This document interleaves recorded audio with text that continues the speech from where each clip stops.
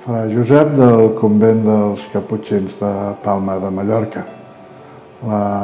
L'horari que fem a la vida fraterna comença al matí a les 8 amb la pregària de laudes i molts dies abans a les 7:20 hem tingut una eucaristia amb la gent del poble que venen per celebrar-la amb nosaltres.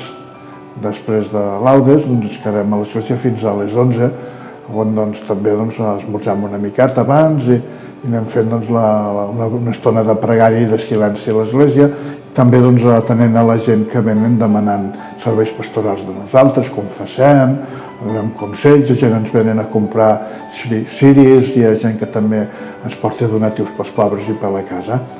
Després, els dies que em toca fer-ho, he de fer el dinar.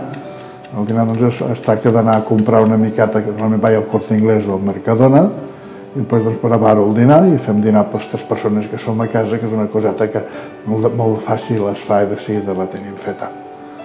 Després de dinar hi ha dies que vaig a Sant Joan de Déu, l'Hospital de Sant Joan de Déu, que és on es pot dir que faig la feina més complicada que em toca de fer. Aquí formo part del grup del servei de l'hospital, que té el servei d'atenció espiritual i atenció religiosa, quan foren 4 persones que estem treballant en aquest servei.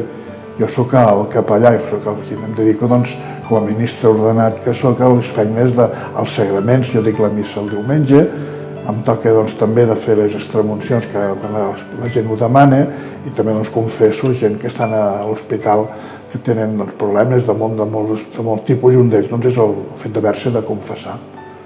La feina que estem fent al Hospital de Sant Joan de Déu últimament està molt centrada en l'Eucaristia del diumenge, que teològicament és molt important, però fins i tot pràcticament. La missa del diumenge la tenim a 2:15 del matí i baixen els malalts que poden pel seu compte o acompanyats pels seus familiars, però també baixen malalts acompanyats per voluntaris. Tenim un voluntariat a l'hospital i venen el diumenge a acompanyar els malalts que baixen, però també venen d'entre setmana acompanyats per fer altres coses, per anar a visites als metges o per anar a fer proves de radiografies o per sortir una miqueta al carrer a prendre la fresca. Però dintre d'aquesta feina que fan els voluntaris hi ha el de proposar a la gent que baixin a missa el diumenge.